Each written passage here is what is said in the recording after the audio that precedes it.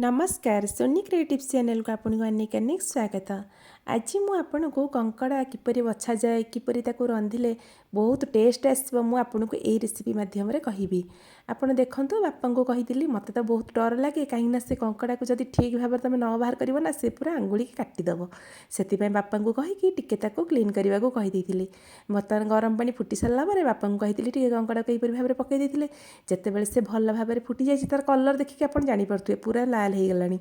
ताको बर्तमान बाहर करदेबा बाहर कर सारापर से जितेबाला पूरा ठंडा हो ठंडा ना भी जस्ट टिके उषुम थे भी हम कहीं जो मैंने बाछि पारे से ही ठीक जानवे तार कायदाटा मु तो जानी तेणुक बापा को कही बाहर करदे बापा ताको किपरि भाव में बाछुंट आप देखूँ आप किपरि आगे प्रथम कंकड़ा को क्लीन करेंगे ना खाइबा भल लगे ना आप देखिले जापे। प्रथमे बापा पूरा फटई देकी तार मझीटा देखूँ यहीपरि भाव में बाहर करदे मु भी शिखी नी मु भी देखिकी शिखिली तार जो इटा कहुए ताकू यहीपरि भाव में बाहर करदे आ सेटा ही झोल को बहुत टेस्ट करें मु भी जानी नी आज ही मुझे जानी बापा यहीपरि भाव में बाछीगला मुझे देखिली कहीं जितेबाला भी आसे बापा ही बाछि दे था से मुझे जापर न थाए तापर तार जो खोलटा ताकू फपड़ा जाए तापर आउ सब गोड़ जहाँ भी थिला तार सब जिनस को यहीपरि भाव में भाजी देइथिली। बर्तमान जितेबाला पूरा भाजी हो तार पानी अंश पूरा मरिक सुखा हो सेतेबेले साइड करेंगे। आपड़ चाहिए ये लुण हल्दी देपारे ना मसला कषिला बेले देवे सेमती किसी ना आपड़ जितेबाला देपारे कि अल्प जस्ट अधा अधा चामचटे देकी टिके भाजी देती से पुला भल भाव में भाजी हाँ भितर मसलाटा रेडी करदे अदा रसुण पियाज टमाटो कंचा लंका धनिया पत्र सुखिला लंका गोटा गरम मसला सबू जिनस को रेडी करदे ता भितर यह हवा भितर मसलाटा बाटी देती जीरा अदा रसुण कंचा लंका आप कंचा लंका टे फाड़ फाड़ करके टेस्ट लगे अधा चामच चिकेन मसला अधा चामच मीट मसला ए सबू जिनस ही देवे आपड़ चाहिए सबू जिनस मिसई ग्राइंड करेंगे ना अदा रसुण बाटी सारापर तादे आपण कंचा लंका जो बाटी सारापर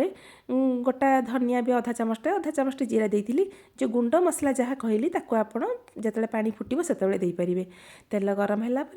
हल्का टिके आलू को खाली भाजीदेवे लाल है पर्यंत से तेल तेजपत्र सुखिला लंका आ पियाज टिके पकईकि भाजी देती तापर टिके पियाज लोतरी सारापर टमाटो गोटे पकईदेवे पकईकि भाजीदेवे सी जितेबाला भल भाव में भाजी होतेबे आपड़ टिके लुण पकईदेवे तापर जो मसला बाटी बर्तमान ये स्टेज रे देकी भल भाव में कषा छाड़देवे 10-15 मिनट लगे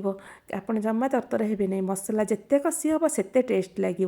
तापर काश्मीर रेड चिली पाउडर थी ऑप्शनल अच्छी गोटा गरम मसला जब थी ताहले आप पकई पारे सेमती किसी ना से ऑप्शनल अच्छी कंकड़ाटा बहुत तेल दिखाई भजा होता तेणुक आप देखिकी तेल दौथे जो मसला पूरा भाजी हो से कंकड़ा भजा तक सबू देदेवे से मसला दिहरे कंकड़ा को ही भाजबे तार जो इट जार जो जहाँ भी बाहर थिला पानी अंश सबू जिनस देदेवे देकी से मसला दिहरे ही भाजी चलिए 15-20 मिनट पर्यंत आपड़ एमती लगातार भाजी चलिए तापर टिके हल्का उषुम पानी देकी फुटेबा छाड़देवे पूरा जितेबाला भल भाव में से पानी भी मरीज तापर आप अलग गरम पानी करथिबे दबाई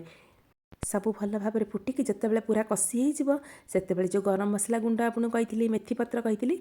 सब बर्तमान देदेवे अधा चामचटे मीट मसला अधा चामचटे चिकेन मसला आ मेथी पत्र को हल्का टिके भाजिकी हाथ में गुंड करके आप देवे लास्ट तो धनिया पत्र देवे कि मेथी पत्र टिके देले बहुत टेस्ट लगे ताकू भल भाव में फुटवा छाड़देवे। बर्तमान देखूँ से पानी दे सारापर टिके भल भाव में फुटुची यहीपरि भाव में फुटुवा कथा कहीं कंकड़ार झोलटा ही बहुत टेस्ट लगे लास्ट जदि धनिया पत्र आप पाखर थी टिके देकी उषुना भात सहित हो कि गरम अरुआ भात सहित हो जहाँ सहित भी हो गरम गरम किंतु खाइबाकू देवे देखिए आपन को केते प्रशंसा करेंगे समस्ते आपण यहीपरि भाव में निश्चिंत ट्राए करूँ आ खाई देखूँ किपरि लगिला मत निश्चिंत ही मो सहित शेयर करूँ जदि आपन को मो वीडियो पसंद आसुव प्लीज लाइक शेयर करदे जदि चैनल नुआ करेंगे सब्सक्राइब करने को केबे भी भूलिए नहीं।